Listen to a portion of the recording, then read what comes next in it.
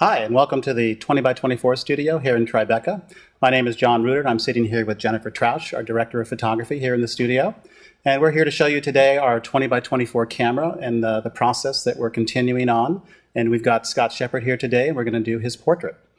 Okay, and now I'm going to take you through the process of the film that goes into the camera itself, and we're going to culminate with a portrait of Scott Shepard. So come on over and see.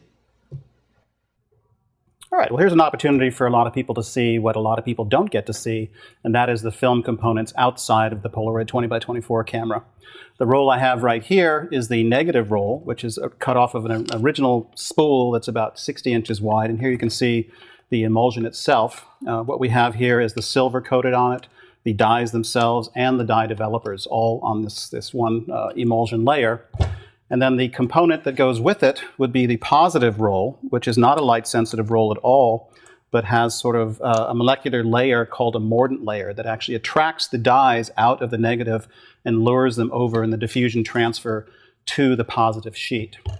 The third part of the process is what we call the pod, and what's in the pod is not actually developer, but what we call a reagent. And the reagent activates the dye developers that are in the negative itself, and that begins the diffusion transfer process. And unlike smaller format Polaroids where you have the pod affixed to every exposure, we have a free and open system where we use this chain-driven tray that has each pod set to it. And once we make our exposure and bring the film into place, we do a plunger on the side which actually ejects the pod off the edge of the tray into a nib of the rollers between the positive and negative, and then we're able to start the development process. Okay, here we are at the back of the camera, and as you look inside here, you can see the 22-inch roller that is on the inside of the camera. There's another one on the back that comprises the second set, and what I've got in my hand is the positive roll, and what I'm putting on the end right here is a Teflon brake that keeps the rolls from spinning too freely inside the camera once we're processing, so we get a more moderate turn of the positive film. So I put the film in here, and it actually comes off the roll facing me. And what I do to get it into the rollers is I counter roll it, open my rollers because they're closed right now. Then I'm reaching underneath the camera to grab the positive and just thread it through the machine there. So that's our positive in, and let me grab the negative.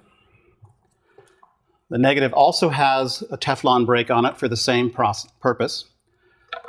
So I'm going to put that on the side, load it up here, and drop it on there. So that brake actually sits on a little pin, and you can actually turn pressure on that to keep it from spinning too freely. Once we get it in there, I'm just going to flip this around, reach for the negative here, and there's a small idler roll at the top of the camera. I thread it over that, and then we get it inside the camera, and you see the negative comes inside these two tracks here. This is the only thing that really holds it in place. We don't need a vacuum back or anything like that. The process of diffusion transfer is forgiving enough that we don't need, you can have a little bit of flex in there and not have a problem. So then the last thing to come in will be our tray with the pod on it. Normally we would load multiple pods on here. There are 15 exposures on the positive. We no longer put the full 15 in because this tray chain drive has aged enough so it's kind of slippery. So we now put them every other one.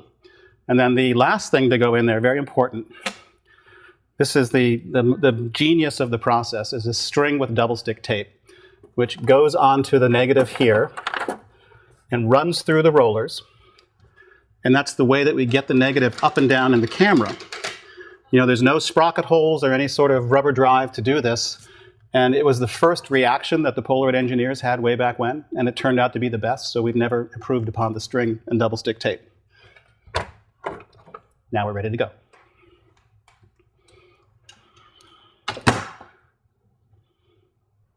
All right, let's look at some of the movements and features of the camera. This camera was built in 1978 by Polaroid's engineering and construction groups, sort of a real consortium of different people coming together. It has a lot of interesting attributes for a camera built over 30 years ago. One of the most interesting is the front end. The front standard is carbon fiber, which was actually a very rare commodity in the 70s.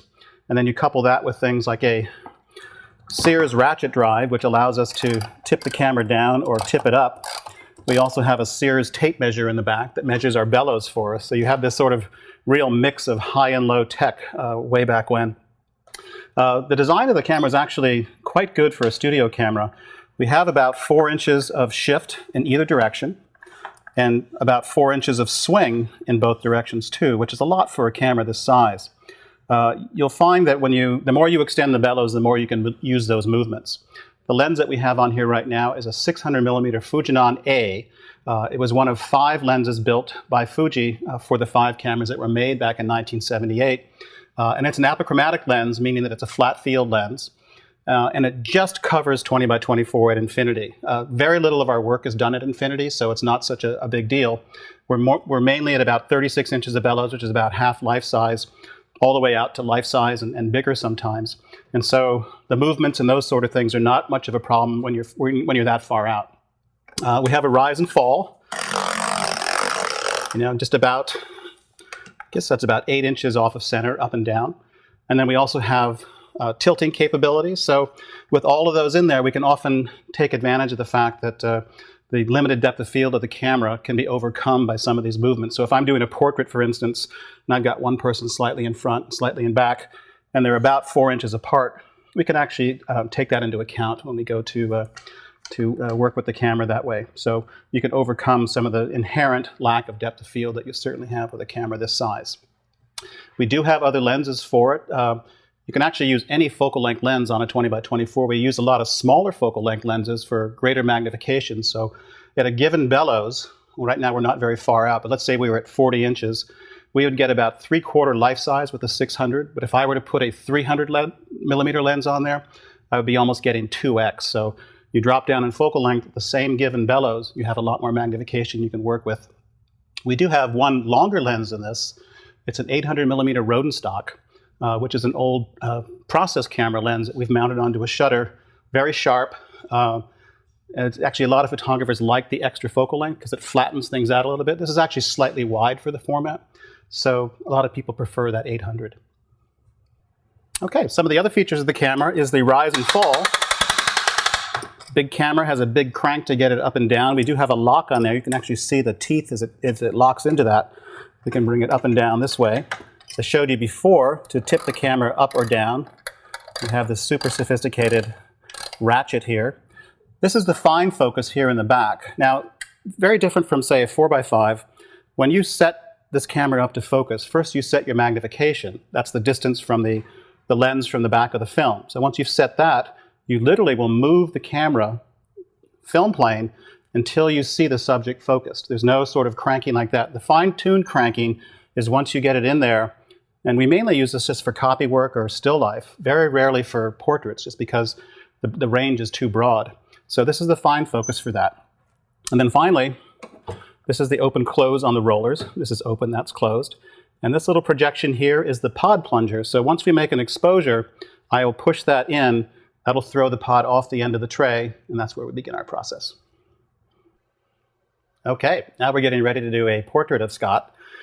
We've set up a fairly simple lighting situation just to keep it kind of on the simple side. We've got 2 Broncolor graphites running 3200 watt seconds, so we're firing a full 6400 watt seconds for this portrait. That sounds like a lot of light, but it's actually kind of a moderate amount of light for this camera. And for this shot, we've actually racked the camera all the way out, as far as this lens will go. So we're going to do a 1.5 times life-size portrait of Scott. And to help me with this is my colleague, Jennifer Trausch, the director of photography here in our studio. Jennifer is primarily responsible for most of the running of the camera. I just do the showbiz these days, apparently, but Jen's the real heart and soul behind the camera. So now I think it's time for Scott to come in, and we're going to set him up. I've just taken my light reading here, and while normally this film is ISO 100, all this bellows extension forces us to reconfigure the ISO. So our method of doing it, and everyone has a different way, is to reset the ISO based on the bellows loss. So we're now at ISO 16, which suddenly you had a fast film becoming a slow film. That's why we need so much light. So Scott's going to hold very still, and Jennifer now has to move the camera to focus. We're at 1.5 times life size, so our depth of field is probably only going to be a couple of inches. So it's real critical that Scott holds still. He's being very good. He's barely moving a muscle right now. Can you go up 3? So, and you can see this camera operation really is a two-person operation. To do this by oneself, as you can see, particularly at a bellows extension like this, is pretty difficult. To have to run back and forth, tweak it up, tweak it down, shift to the right, do a little bit of that stuff. It's much, much easier to do it with two people and much more efficient over the course of a whole shoot.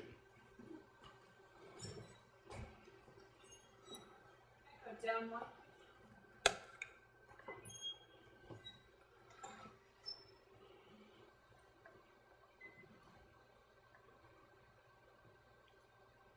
And close. Okay, lens closed. 32 even. 32 even. Okay, now that we've closed the lens, Jen can bring the film down. And this is a new case of film, so we have to pull off a full sheet of it. When they spool it at the factory, that first sheet has sort of got fingerprints and perhaps some light leaks on it. So we're going to take off a whole sheet. And it's important to line up the positive and the negative so that when the film does track through the rollers, that they won't go off in different directions. Okay, the last thing Jen's doing is closing the rollers. Okay. And are you ready, sir? Sure. Okay, on three, looking right at the lens for me. Okay, 1, 2, 3. There we go. Okay. So what we need to look for, very important, that our rollers are closed. Otherwise, you got a problem. And now Jen's going to hit this plunger here. As I showed you before, that pod's going to drop off the end of that tray. In between those two steel rollers that we saw before, where the negative and positive are now meeting. And when she's ready, she's going to hit the button, which engages the motor inside the camera, which drives it for about 6 seconds. That's enough material to be about 28 inches, which encompasses the 20 by 24 with the black line at the top and the bottom.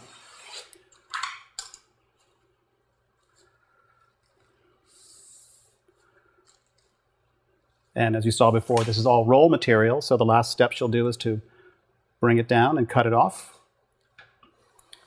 And we'll let it go for the duration. This particular film develops for 150 seconds, a little bit longer than our older Polaroid films.